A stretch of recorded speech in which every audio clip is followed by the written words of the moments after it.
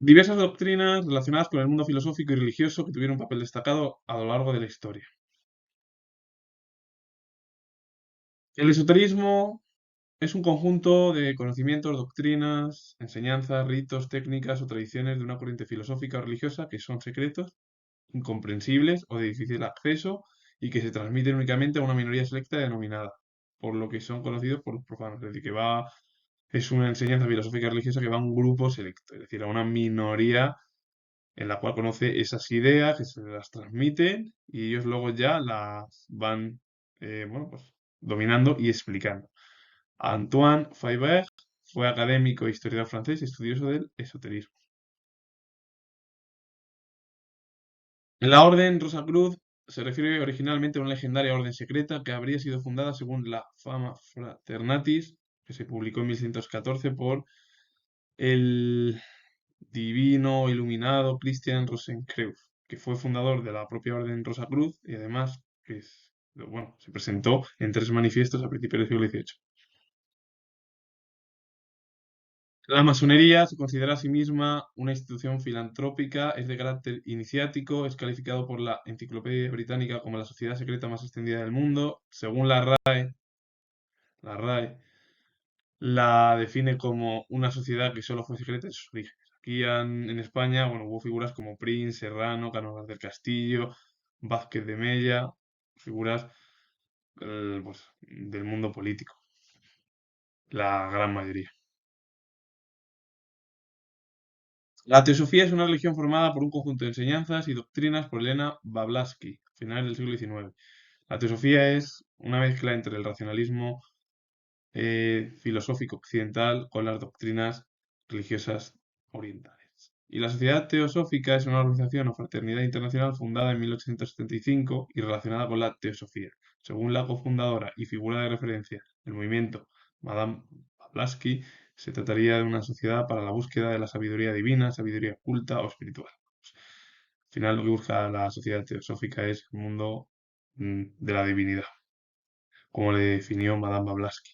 Por cierto, la sociedad teosófica recuerda mucho a la masonería. Lo que pasa es que, claro, a ver, en sí es una organización, pero uno habla del mundo divino, el otro son un grupo de figuras en el ámbito, la gran mayoría político, pero en otros ámbitos también, que, bueno, pues al final son sociedades muy similares, tanto la sociedad teosófica como la masonería. René Guénon fue esoterista, filósofo, matemático y masón, conocido por sus publicaciones de carácter filosófico, espiritual y su esfuerzo en pro de la conservación y divulgación de las tradiciones espirituales. Saint-Yves Dialeidre fue esoterista francés con varias obras como El Arqueómetro, La Teogonía de los Patriarcas y una colección de textos titulados Las Misiones. Peter Deminovich Ouspensky fue esoterista y escritor ruso, autor de varios libros de temática espiritual y filosofía esotérica, con la obra El Cuarto Camino de 1957. Walküll, según los monjes, fue un monje, según los teósofos, y perteneció a la tradición de la sabiduría eterna. Surer fue esoterista, escritor y musicólogo francés, autor de novelas, piezas de teatro, escritos históricos, poéticos y filosóficos.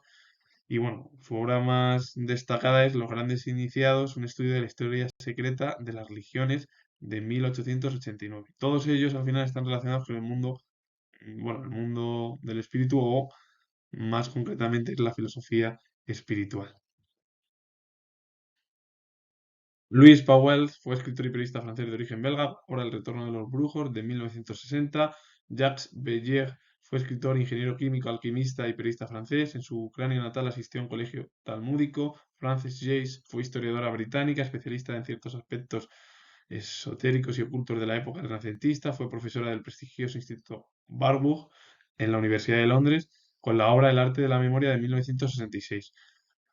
John Dee fue astrólogo, matemático, ocultista, navegante, imperialista y consejero de la reina Isabel I de Inglaterra. Dedicó gran parte de su vida al estudio de la alquimia, la adivinanza y la filosofía hermética que está relacionada con el mundo de Dios, la filosofía hermética, con la obra La mónada jeroglífica. Francis Bacon, no confundir con el pintor Eh, bueno, el pintor irlandés, que es del siglo XX. Esta figura fue de la Edad Moderna, fue filósofo, político y escritor británico, padre del empirismo filosófico y científico, y de ahí luego, bueno, en la Edad Moderna surgieron el racionalismo con Descartes y Spinoza, y también, bueno, pues John Locke, Hume, bueno, un montón de figuras.